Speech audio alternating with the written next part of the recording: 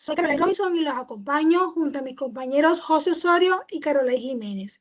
En este recorrido en el que abordaremos un tema fundamental para entender los desafíos actuales de nuestra sociedad, el origen y la evolución de la educación para la sostenibilidad.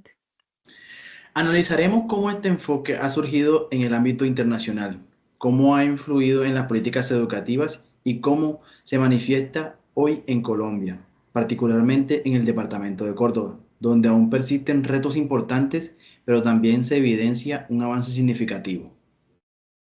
Lo haremos siguiendo una línea de tiempo, pero no se trata solo de describir lo que ha ocurrido. Queremos asumir una postura crítica y plantearnos preguntas. ¿Hasta qué punto estos avances han sido reales y efectivos?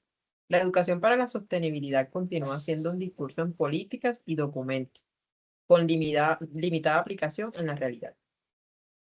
Para comprender este tema, hay que remontarnos a los orígenes. La preocupación por la sostenibilidad toma fuerza en la segunda mitad del siglo XX, cuando la sociedad empieza a cuestionar los efectos del modelo de desarrollo industrial, la explotación intensiva de recursos naturales y el crecimiento económico acelerado estaban provocando serios impactos ambientales y sociales. El primer hito formal fue la Conferencia de Estocolmo en 1972, organizada por la ONU. Allí se habló por primera vez de la relación directa entre medio ambiente y el desarrollo humano. No era un acuerdo para la sostenibilidad, pero sí la semilla que reconoció cómo podíamos seguir creciendo a costa de destruir el planeta. Esa semilla tomó forma en 1987 con el informe Brundtland, donde se introduce por primera vez el concepto de desarrollo sostenible. Atender las necesidades actuales sin poner en riesgo las generaciones futuras. Este planteamiento permitió replantear la relación entre crecimiento, sociedad y medio ambiente. Sin embargo, el concepto no estuvo exento de cuestionamientos.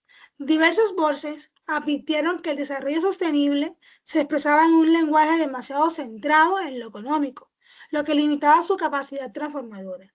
Y en lo educativo surgía una pregunta fundamental: ¿cómo formar a las nuevas generaciones para que aprendan no solo a entender el mundo, sino a vivir de manera diferente?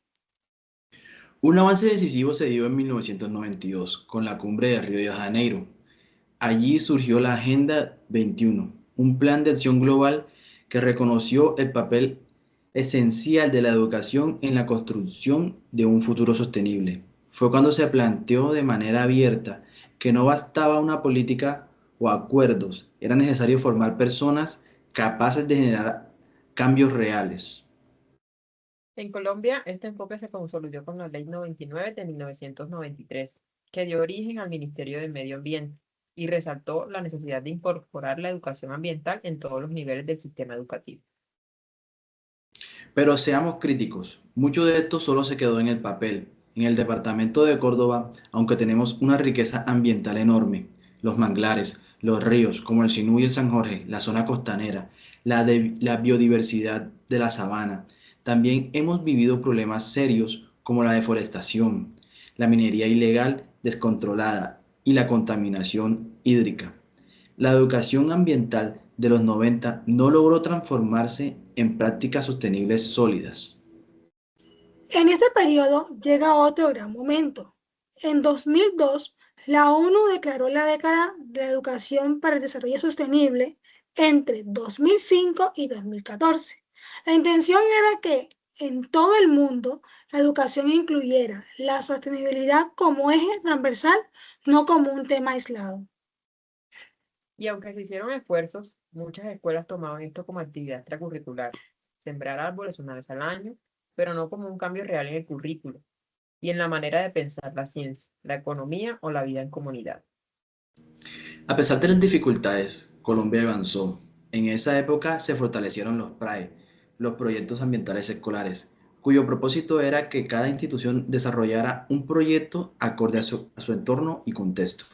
En Córdoba, varias escuelas rurales impulsaron iniciativas como la recuperación de cuencas hídricas y la creación de huertas escolares, vinculando a los estudiantes directamente con el cuidado de su entorno. El año 2015 fue clave. La ONU aprobó los Objetivos de Desarrollo Sostenible. El ODS 4 habla de una educación de calidad que incluya la sostenibilidad y el ODS 13 del cambio climático. Desde entonces, la sostenibilidad ya no es un tema bonito, es una urgencia global. En Colombia, este proceso se evidenció en la integración de la educación para la sostenibilidad dentro de los planes de desarrollo nacional, dejando de ser solo discurso para materializarse en acciones concretas en los territorios. En Córdoba, la Universidad de Córdoba ha liderado proyectos de investigación sobre cambio climático y educación ambiental, generando un puente entre la academia y las comunidades. Sin embargo, aquí surge el punto más importante. Aún existe una distancia entre lo que se plantea en los documentos y lo que se vive en las escuelas.